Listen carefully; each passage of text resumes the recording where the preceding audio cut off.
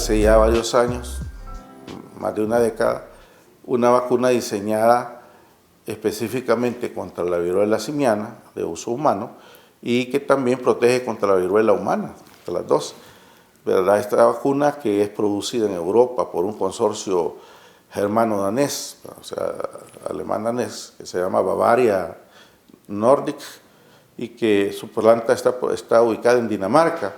También hay disponibilidad de esta vacuna, pero de forma muy, muy limitada, y que incluso ya tiene permisos internacionales de agencias como la FDA para aplicarse, ¿verdad? Que es una vacuna mucho más moderna que la antivariólica humana y que implica solo un esquema de 2 dosis separados por 4 semanas, ¿verdad? Que no va a tener la cobertura de por vida y requiere refuerzo, una serie de situaciones.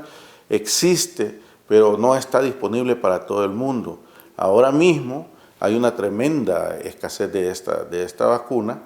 Al inicio de esta semana, el sistema de salud inglés daba a conocer que una vez habían hecho lo necesario para incorporarla y legalizar su uso en el Reino Unido, intentaron comprar, y cuando fueron y vieron, la fábrica tenía una oferta de 5.000 dosis para el mundo entero.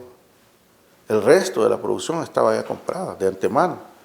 Entonces eso significa que hasta que se aumente la capacidad de producción no va a haber disponible vacuna para países como el nuestro. Ya hay iniciativas, la OPS, que es el representante de la OMS en América Latina, está ya iniciando mecanismos para hacer parte de la cola a la hora de que estén disponibles las vacunas, pero esto, ¿cuándo va a estar disponible aquí? Es incierto.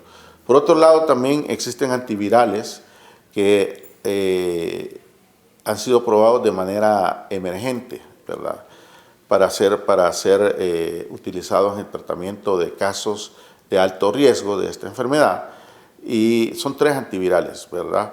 De los cuales uno es el de elección, que ha mostrado mejores resultados, menor riesgo de toxicidad, se llama Tecovirimat, ¿verdad? Y hay otros 2 que ya se conocen, se usan, pero son carísimos, complejos de utilizar porque son muy tóxicos.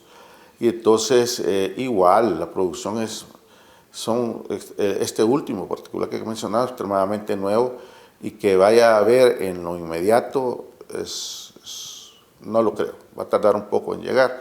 ¿Cuál podría ser la carga que significaría para el sistema de salud salvadoreño? Una vez más, voy a hacer mención de este estudio, y ahí la utilidad de que esta pregunta, que es básica, es importante porque eso va a determinar los esfuerzos y recursos que haya que, ¿verdad?, invertir en esto.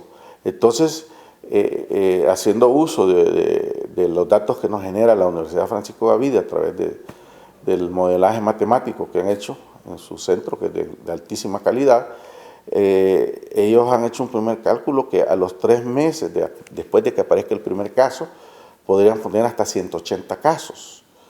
De esos 180 casos, la minoría van a ser situaciones de gravedad, como ya se está comprobando, ¿verdad?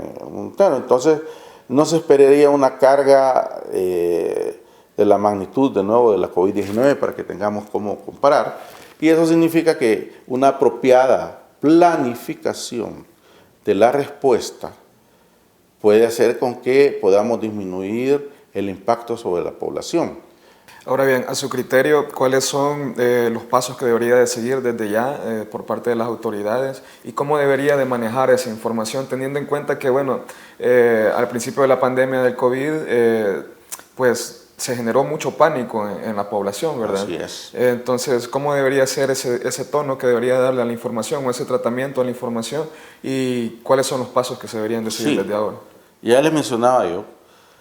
Este es un concepto que desarrolló la doctora Margaret Chan, que en 2009 era la directora general de la Organización Mundial de la Salud, y hablaba de que había que tener una preocupación informada.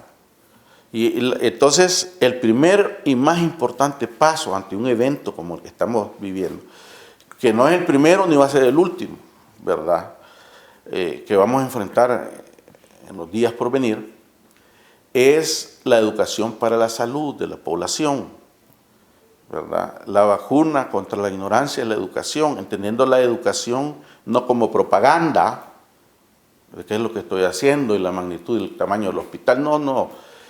La educación para la salud parte del hecho de que la educación es un fenómeno que produce cambios de conducta, ¿verdad? Entonces, el primer y más importante paso es educar a la población. Yo no he visto en este momento, y eso que ya vamos a tener más de un mes de estar solicitando, que se aperture una campaña en donde a través de todos los medios existentes, redes sociales, radio, prensa, televisión, se esté educando a la población, específicamente qué es la enfermedad, lo que ustedes me han estado preguntando, cómo se evita, ¿verdad? Que el hecho, por ejemplo, de que ahora se señale que en todas las series que se han publicado, descripción de la enfermedad, la mayor parte de infectados son hombres que tienen sexo con hombres. Cierto, eso es así, pero no significa que una vez que comience a circular la enfermedad en la comunidad, todos somos susceptibles. Entonces todos tenemos que entender que no se trata de venir a discriminar ni causar sufrimientos ya extras a las personas que están enfrentando con esto, sino saber cómo se transmite y cómo podemos evitarlo. ¿Qué es? Si no, vamos a tener una infodemia como la que acompañó a la COVID-19, ¿verdad? Que había toda clase de disparates en las redes y la gente eso leía y eso ante la ausencia del factor educación generado oficialmente por el sistema de salud, la gente creía lo que le iban a contar, ¿verdad? Y eso hay que bloquearlo. Estamos perdiendo cada día que pasa, sin que sea descrito el primer caso, para evitar que haya una situación. Sí, va a haber esto, no lo podemos evitar, pero sepan que se trata de esto, y se trata así, y estas son las medidas que estamos tomando, ¿verdad? Claro, incluso la OMS desde 2005, cuando tuvimos otra emergencia por otro patógeno que estaba preocupando, en aquel momento era la influenza aviar, publicó un manual que se llama Buenas prácticas en comunicación de noticias durante periodos epidémicos y pandémicos. ¿Cómo se debe comentar ante la gente? Entendiendo que no todos somos médicos y evitando términos complejos. En la pandemia de la COVID-19 se nos vino a vender la idea aquí de que se infectara se iba a morir, y que íbamos a tener 3 millones de muertos en los primeros meses de la pandemia, cosa que nunca sucedió así, mucho menos con esta enfermedad.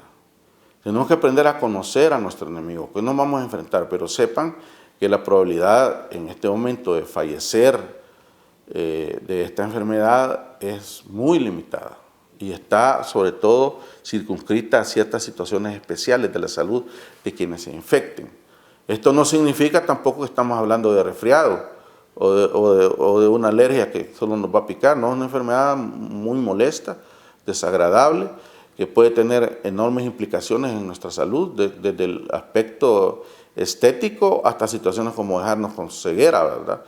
Entonces, pero cuya contagiosidad es bastante baja como para que si aislamos apropiadamente y si la respuesta del sistema de salud del país es articulado, integrado y multisectorial, esto va a permitir disminuir el impacto grandemente. No es una cosa que debe generar pánico. Animo a las autoridades de salud del país a que se ganen la confianza de la nación a través de medidas concretas, transparentes y que generen confianza. Bueno, doctor, le agradecemos mucho por su tiempo. Bueno, amigos, muchísimas gracias por habernos acompañado. Esperamos que esta información sea de mucha utilidad para ustedes y siga con más de Miradas.